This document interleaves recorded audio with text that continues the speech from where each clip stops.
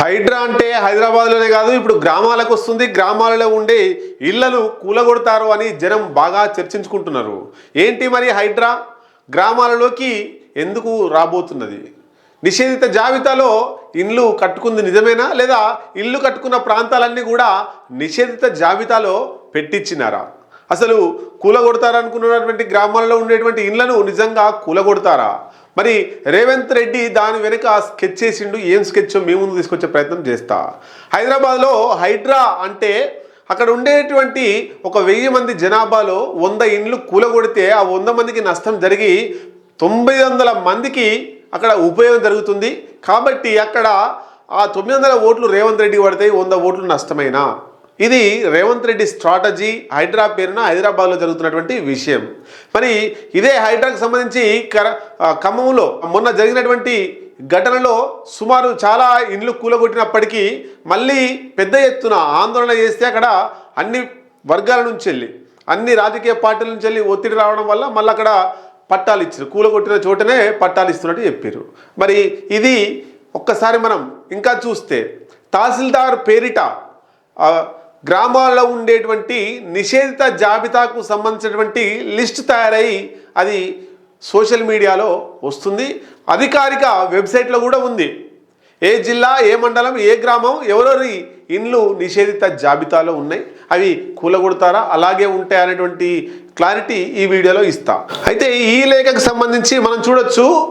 Registration act 1909 1988 registration act ప్రకారం section 22A ప్రకారం ఆ భూములు, ఆ ఇండ్లు అన్నీ కూడా ప్రొహిబిటెడ్ ప్రాపర్టీ రిజిస్ట్రేషన్ కిందకి వస్తాయట. అంటే రిజిస్ట్రేషన్ చేయకూడని భూముల జాబితాలోకి వస్తాయి. అంటే ఇవి కొనొద్దు, అమ్మొద్దు.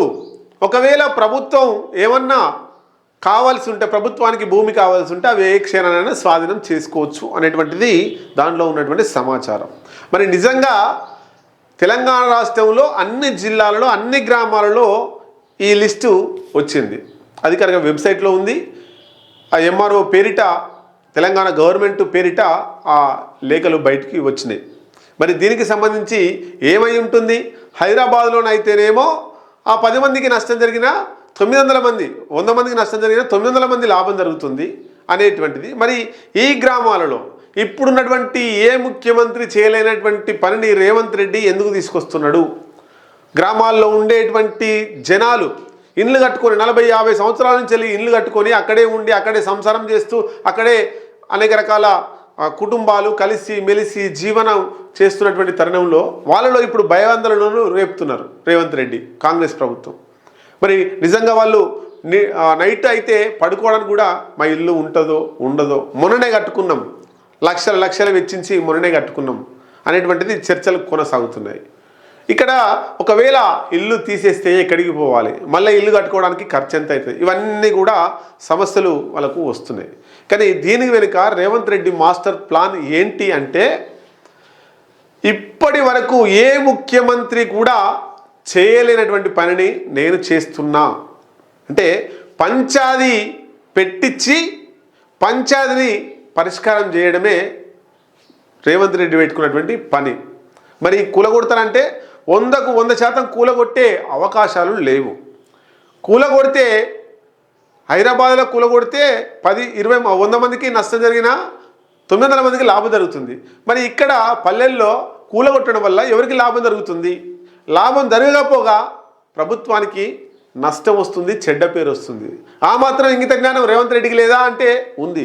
మరి ఎందుకు కూలగొట్టడానికి ప్రయత్నం చేస్తున్నాడు? ఎందుకు నిషేధిత జాబితా బయటికి ఎందుకు వచ్చింది అన్నప్పుడు, ఏ ముఖ్యమంత్రి కూడా మీకు పట్టాలు ఇవ్వలేదు, మీరుంటున్నటువంటి భూమికి, మీరుంటున్నటువంటి ఇల్లుకు ఎవరు కూడా సర్టిఫికెట్ ఇవ్వలేదు, కాబట్టి నేను ఇస్తున్నా అని ఆయన ఇవ్వడానికి ఈ ప్రయత్నాలన్నీ కూడా. అంటే ఇప్పటిదాకా 40, 50, 60, 70 ఏళ్ళకి వెళ్ళి ఉంటున్నటువంటి ఇండ్లకు రిజిస్ట్రేషన్ లేదు. అప్పుడు గ్రామంలో ఉండేటువంటి గ్రామ పంచాయతీలోనే నమోదు చేసుకునే వాళ్ళు. అట్లా వాళ్ళకు చైతన్యం కూడా లేదు, రిజిస్ట్రేషన్ చేసుకోవాలి అనేటువంటి చైతన్యం కూడా లేనటువంటి తాతలు తండ్రులు ఉండేవాళ్ళు.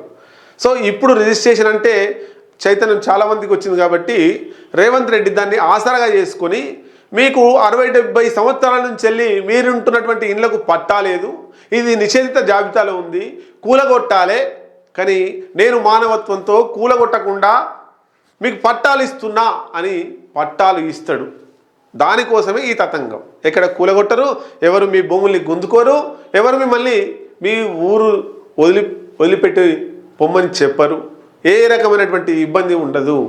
కాబట్టి రేవంత్ రెడ్డి ఈ వర్గాల యొక్క ఓట్లను తన ఓటు బ్యాంకుగా మలుచుకోవడం కోసం మాత్రమే ఈ లిస్టును బయటికి తీసుకొచ్చిరు అనేటువంటి ప్రచారం రాజకీయ విశ్లేషకులు చేస్తున్నారు.